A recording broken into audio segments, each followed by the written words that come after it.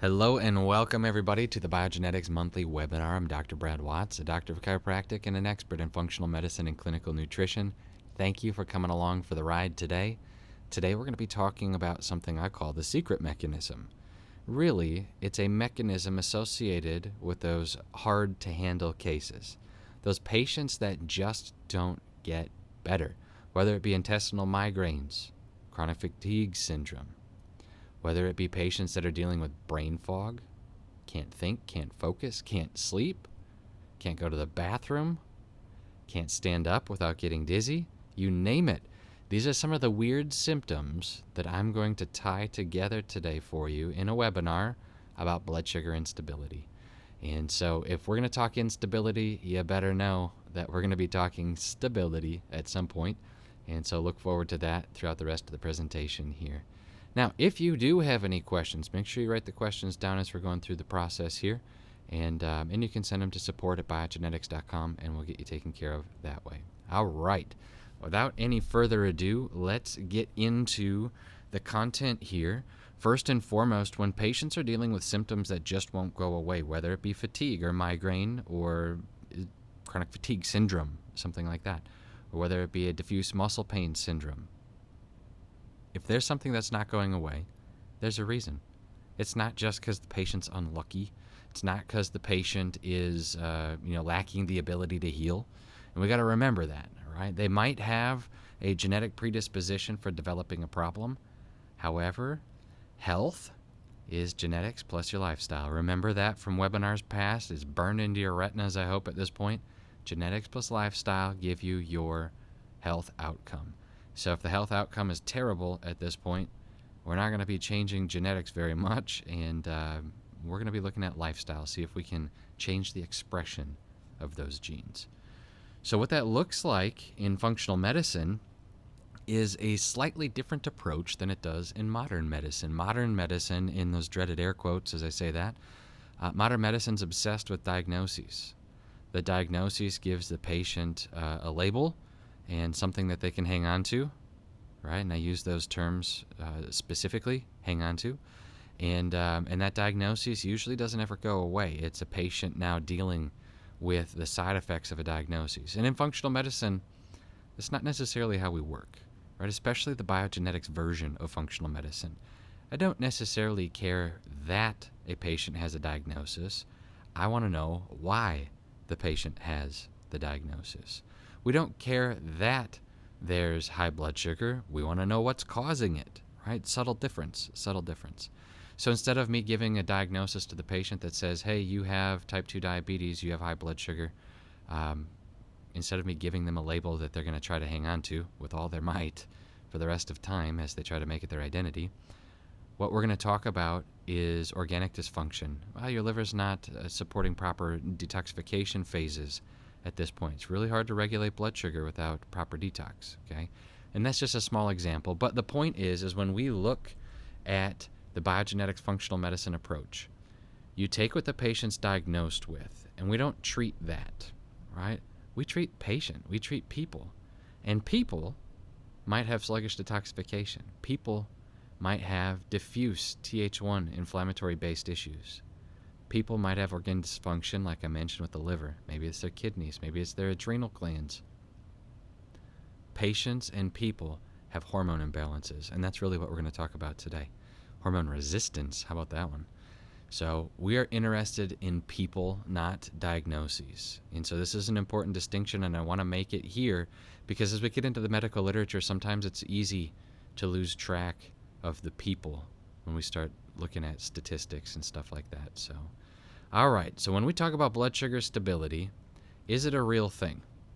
Is blood sugar stability real? Really what I'm asking is low blood sugar a real thing? Okay. This is up for debate right now. Perceived, tons of patients have the symptoms associated with low blood sugar. Tons of patients. And I already mentioned that. Chronic fatigue syndrome is highly linked with low blood sugar stability. Whether it be migraines, brain fog, can't sleep, can't go to the bathroom, nausea, you name it, right? Cold hands, cold feet, all of it. very much linked with blood sugar instability. But the question is it documented? Is it real? Is it real? So we have these two different things. In the medical world, in the research world, everybody's looking for the clinical data that backs up patient experience. And when something's multifaceted, when something is dynamic, most researchers have a harder time labeling and controlling for the data. What I mean by that is, if there are more than one or two variables in an experiment, it's very hard to control for more than one or two variables. It's very hard to control for that. So the data isn't necessarily reliable. The data isn't necessarily usable. And for instance, if I have a patient that eats a vegetarian lifestyle, a patient that eats a paleo lifestyle, and a patient that eats a McDonald's lifestyle, and I want to measure what's the effect of increased water intake. And so if we increase water intake in these three patients, and we just say that those are your only directions, I want you each to drink 100 ounces of water a day, and we're going to measure what the effect is in your physiology.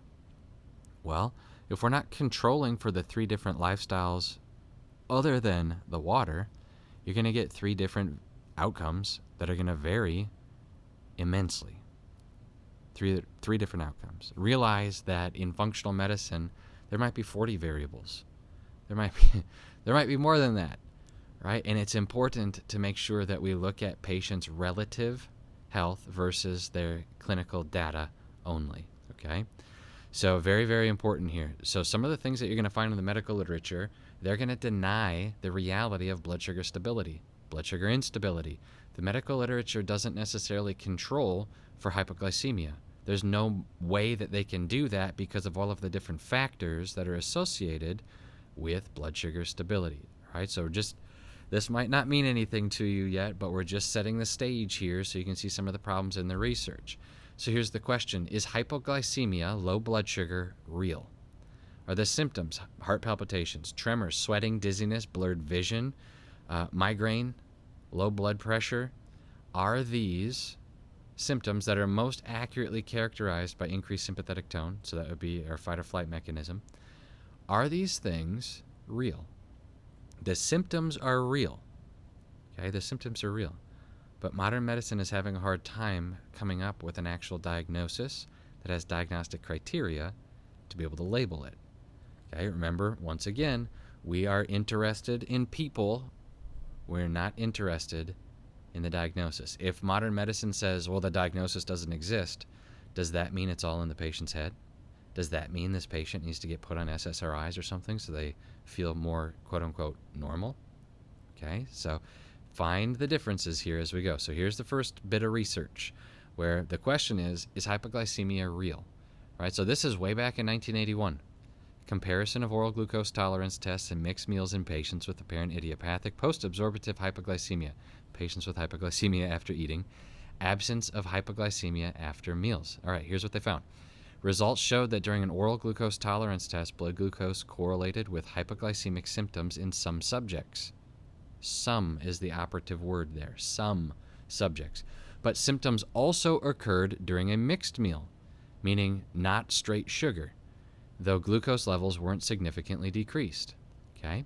So what they're saying is that symptoms that had been traditionally correlated with hypoglycemia, low blood sugar, didn't necessarily depend on the blood sugar. Interesting, right? What if patients were labeled wrong right here? What if we're labeling symptoms associated with hypoglycemia incorrectly? Okay? So, once again, research from 1981. The Wayback Machine. Okay? Research says the symptoms associated with hypoglycemia were induced with the oral glucose tolerance test, straight sugar, and without straight sugar, which means, is it really related to sugar? Okay. All right. Confused yet? All right. Here's the next one. Ambulatory blood glucose measurement. It's on the move. Dietary composition and physical activity levels in otherwise healthy women reporting symptoms that they attribute to hypoglycemia. Subjects with hypoglycemic symptoms failed to reach chemically low levels of serum glucose repeatedly. Meaning this, patients were left with the symptoms even though they didn't have chemically low blood sugar. This sounds like a fix. The fix is in. Modern medicine doesn't know how to categorize this group of symptoms that I mentioned: palpitation, tremor, sweating, dizziness, blurred vision, migraines, fatigue, diffuse muscle pain syndromes. Modern medicine's not able to coordinate a diagnosis for these patients, so it gets labeled a junk diagnosis, hypoglycemia. Must be low blood sugar. Right now, medicine's coming around here. Here's back in 1980, once again. 5-hour oral glucose tolerance test seems unreliable for the diagnosis of reactive hypoglycemia, and most patients with symptoms of suggested hypoglycemia may have emotional disturbances. What are they saying? Well, we can't measure it, so it's not real.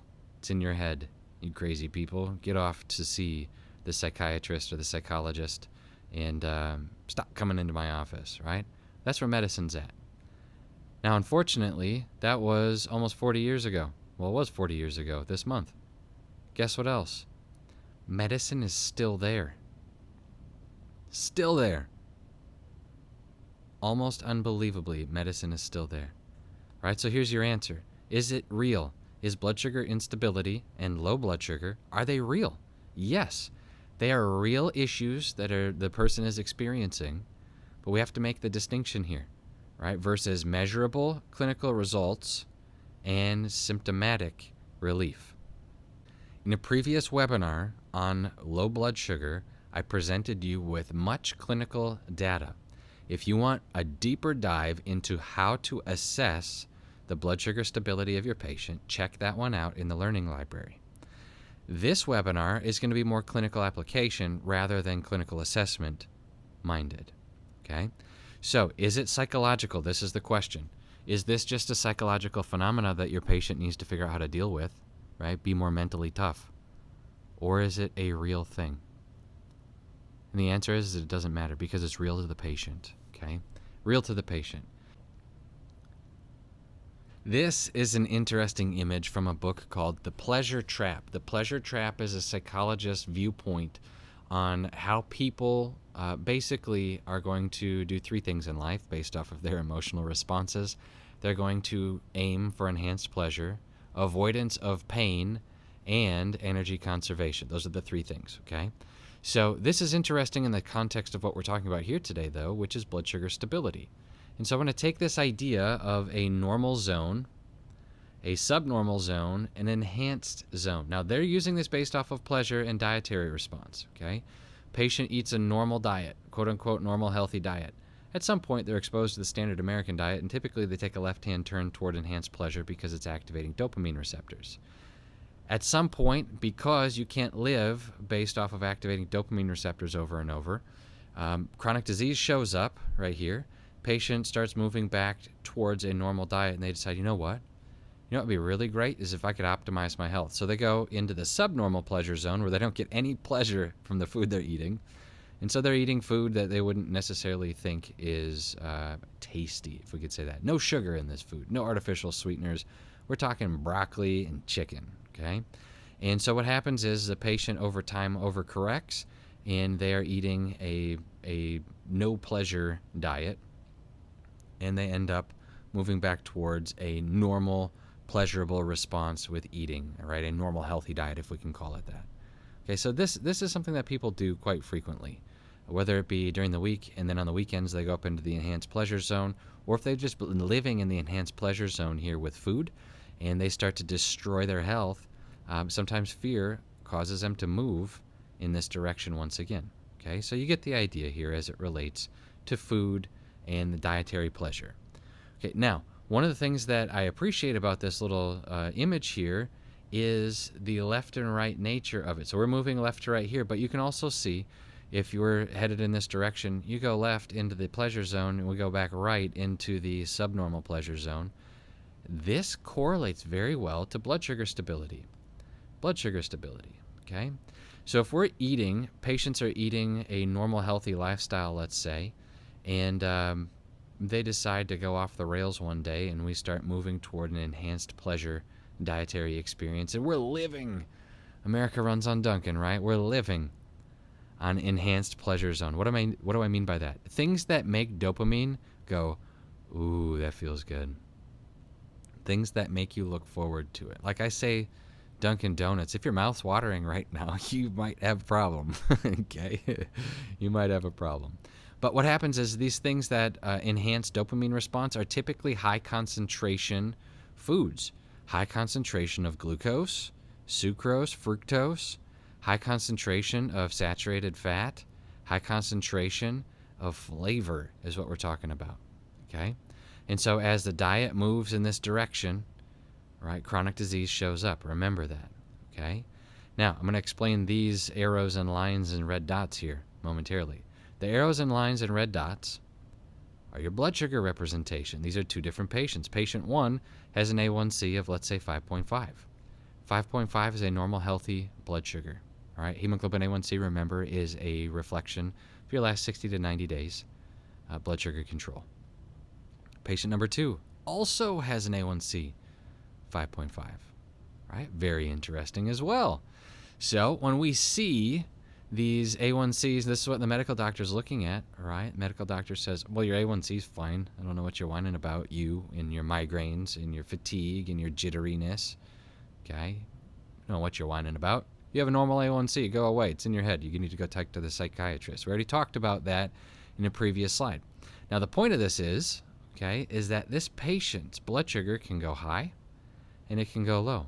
But look how tight of a range it's in. The patient never maxes out this elevated blood sugar situation here, and they never max out the low blood sugar situation over here. Okay? This patient is living with relative blood sugar stability and an A1C of 5.5. This patient, however, patient B over here, notice they have a 5.5 A1C. But we can have a much stronger blood sugar response, right? This patient may love the Dunkin' Donuts, may love it, right? This patient also may have a low blood sugar response, okay? The difference between the two patients is not the blood sugar, all right? Notice the average is relatively stable here, 5.5 for an A1C. Modern medicine is looking at these symptoms of hypoglycemia, what have been termed hypoglycemic symptoms. Remember, right? Remember the research here. You have these research saying subjects with hypoglycemic symptoms failed to reach chemically low levels of glucose repeatedly. Okay? What they're saying is patients with the symptoms, this patient may have the symptoms and this patient may have the symptoms. But what medicine's looking for is a low level of blood sugar that's non-existent right now. Non-existent. Okay? They're not finding it. Why? Because it's not about the blood sugar, you guys. It's not about the blood sugar. It's about the hormone response. Okay, so burn this picture into your retinas here. We can go high, we can go low. All right? And it's not about the blood sugar. It's about the hormone response. And so I'm going to throw that in here for you. Okay, so here we have a patient, 5.5 A1C. Blood sugar can come up. Let's say it comes up to 175 after a meal. Okay, the body's going to produce insulin, and it's going to allow that blood sugar to trickle back down. Let's say it comes down to 75. At 75, their brain is being told, hey, you're hungry. You're hungry. All right, it's time to eat again. All right, and blood sugar comes back up. Insulin responds. We have this pinging and ponging back and forth. Insulin, food, back and forth, back and forth. And it's a normal response because the patient is not living in this enhanced pleasure zone. Okay? We got that so far. A normal tight response, a normal healthy diet. Few carbohydrates, lots of vegetables, lots of good protein, is doing very well.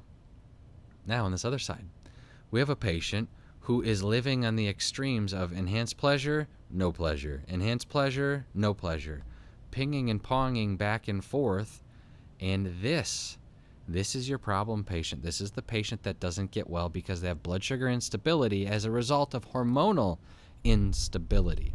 Hormonal instability. Hormonal instability is interesting because there are many different factors that have been found in the medical literature, not the least of which is biotoxin illness, mold. Right? Mold and biotoxins of the like can park themselves the residue will park themselves on insulin receptor sites, deactivating it.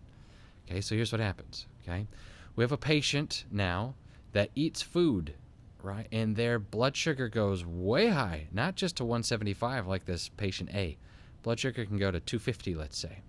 At 250, their brain goes, oh, blood sugar's pretty high here, boys. Let's ramp up the insulin production. And insulin comes screaming up. Okay, insulin comes screaming up. And once insulin peaks out, it matches this 250, it hammers that blood sugar back down. The speed at which a patient dealing with these symptoms will increase their insulin, the speed that insulin is produced, right, is the same speed that insulin causes blood sugar to drop. Okay? So it's a match. Makes sense. Okay? Insulin rises, blood sugar drops. The same effect, cause and effect. Now, when blood sugar drops very fast, what happens is the brain senses that drop and is forced to have the pancreas release something called glucagon. Glucagon now causes blood sugar to go back up. But guess what glucagon does? Glucagon always overdoes it. Glucagon is like a jackhammer for most people when we just need a tack hammer. Okay? Glucagon always overdoes it, and it's amazing. So instead of the patient experiencing, hunger, I need to eat food. What happens is the blood sugar comes way past balance point. Down low, brain says, glucagon, now! Release out of the pancreas. Tells the liver to dump stored sugar into the bloodstream, right, creating more sugar. And here we are back on this trail. Insulin goes right back up. We have this cycle of high and low, high and low, high and low. When food causes high and low blood sugar like this is blood sugar instability. In a previous webinar, I talked to you about the specific markers in a blood chemistry that you can go through and analyze all of this stuff, okay? I don't want to do that here, as this is more of a how to handle it situation, okay? When you see this high and low, this blood sugar instability that is being driven by hormones and hormonal response, not healthy eating, okay? When we're living on hormone, right, we are going to have a mess on our hands. Because when we're low like this, not only does the brain say, all right, glucagon, and push that blood sugar back up, but what do? You're being jittery, you're irritable, you're hangry, you're going to eat. And what do you eat? Something makes your blood sugar come up immediately. You don't go sit and like, where's that chicken? I need to have some protein so I have a normal blood sugar response. No. What do? Where are the Cheetos? Right? Where are those chips? Where's the cookie? I need some sugar fast. This is what is happening here. We are living with blood sugar instability. When you live by your hormones and you die by your hormones, you are going to have an unstable situation, right? Unstable. So hopefully you get that here thus far. Now, when you're living on your hormones, what we want to do, the only thing to do, is to move back in this direction to create stability. We want to create stability. So instead of relying on glucagon to create stability for you, because it always overdoes it. Remember, jackhammer, when you just need a little tap in the right direction. One of the things that we've done with Biogenetix is created a way forward called GlucoGen.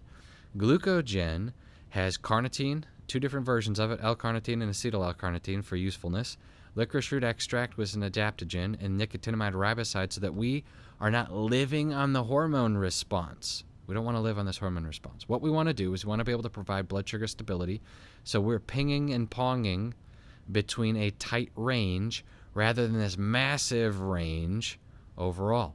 I have a webinar previously that talked about utilizing a marker called glycomark to tell you, is this you or not? Glycomark, very, very significant, right? Very significant. But glucagon activity is basically needs to be taken off the table if we want our patients to experience resolution of symptoms that have been wrecking their world going on, all right?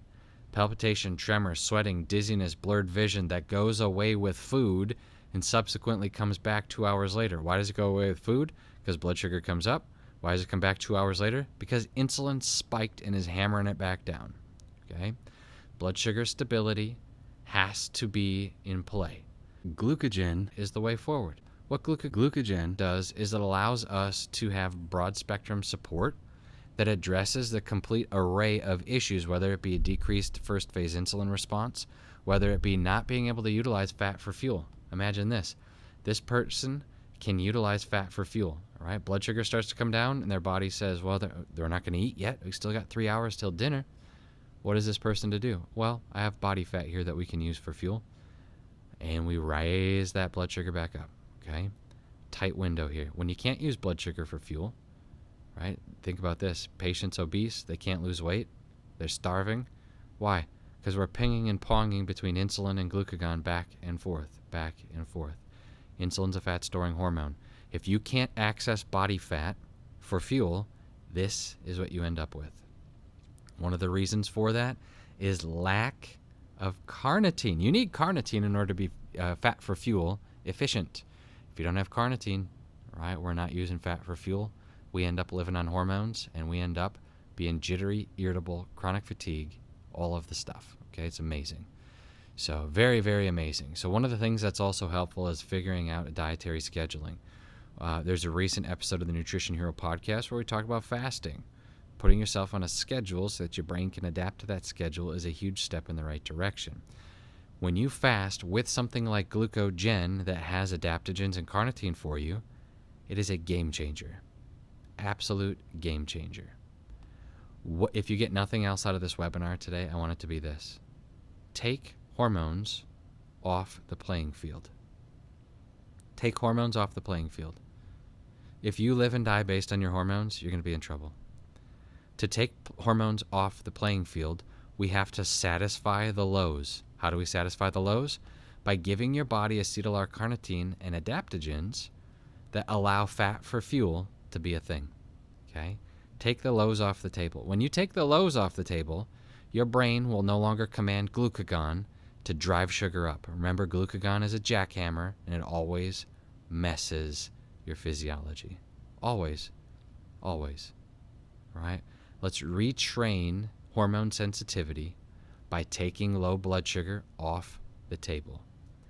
Your patients that are dealing with the symptoms of hypoglycemia, your patients that are dealing with this right here, all right, glucose levels weren't significantly decreased even though they had the symptoms of hypoglycemia. Your patients that are dealing with that are living and dying based on their hormone response.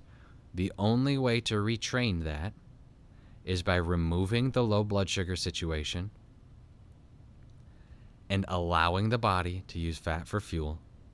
And we do that with fasting and GlucoGen. All right.